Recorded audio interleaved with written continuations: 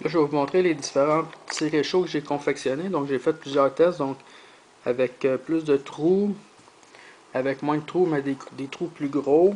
Donc, on peut voir comme ces trois-là sont pas mal faits sur le même gabarit. Donc, c'est juste que lui, il a 15 trous. Euh, Même pas, il y en a moins. Lui, il a 15 trous. Lui, il y en a 25.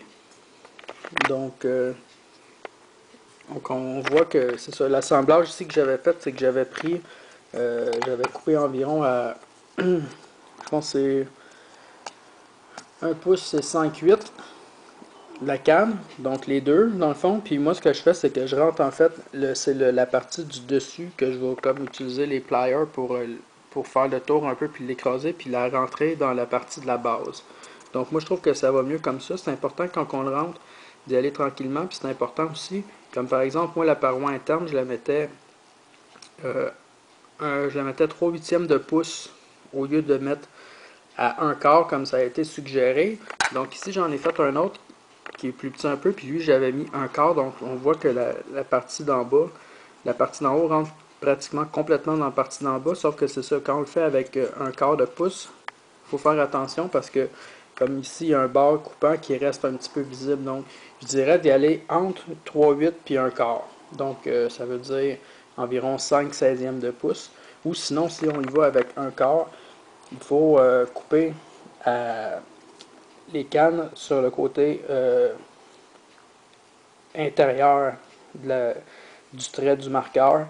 Et puis la bande, elle, interne, on va la couper sur les parois extérieures pour qu'elle soit légèrement plus grande qu'un quart. Puis comme ça va éviter d'avoir des bords coupants. Par contre, c'est important de ne pas trop avoir de jeu, donc pas plus que 3/8. Ok, je vais vous expliquer pourquoi. Comme par exemple, ici, on voit que celle-là, elle a un petit peu plus de jeu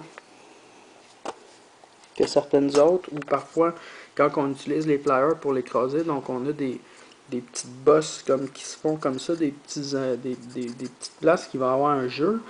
Puis dans ce cas-là, comme par exemple, la flamme va sortir un petit peu par là, ce qui n'est pas très désiré. Donc c'est pour ça que c'est mieux d'y aller le plus proche de 1/4 d'un excédent d'1/4 possible pour la bande interne, parce que premièrement, ça permet d'encapsuler pratiquement les deux ensemble. Puis anyway, le tour ici est comme tellement rigide qu'il ne peut pas avoir une bosse comme ça qui se fait avec le restant du métal de la canette qui lui est plus mou. Donc ça permet, si on est capable d'avoir le plus proche possible, donc à la limite, le petit bout de coupant ici, on peut le passer à la lime pour le rendre non coupant. Donc ce que j'ai vu avec ces poils-là, c'est qu'en général, plus que trop tôt, mieux ça fonctionne. J'ai fait ce modèle-là aussi qui est fait avec une partie de haut de canne. Je l'aime pas bien parce que je trouve qu'il est un peu mou. Il est un peu mou, puis je sais pas, j'aime moins la flamme que ça fait un peu.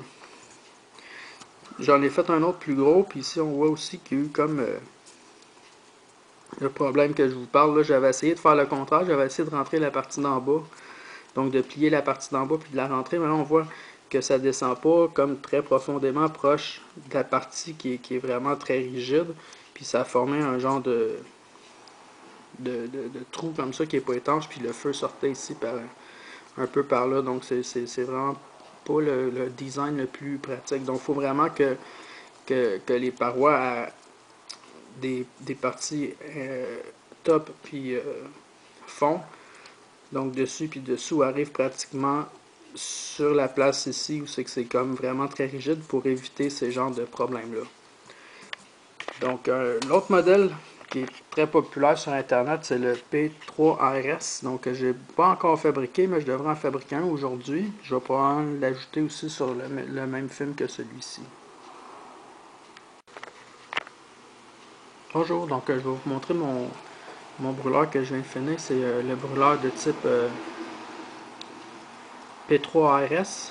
Donc j'avais essayé une version que j'avais trouvé que je trouvais suspect parce qu'il n'y avait pas de paroi de double paroi interne. Donc j'avais essayé le P3RS simplifié, mais j'ai essayé de l'allumer puis il s'est jamais primé, ça n'a jamais marché. Donc le P3RS simplifié, c'est qu'il n'y a pas de paroi interne, puis le type gardait le truc de la canette, c'est juste l'ouverture qui était faite quand on ouvre la canette, puis ça n'a jamais marché. Fait que je pense bien que c'était un attrape, là. Je pense que ça fonctionne pas. parce que ça prend une paroi interne pour qu'il puisse avoir une build-up pressure dans le compartiment à ébullition.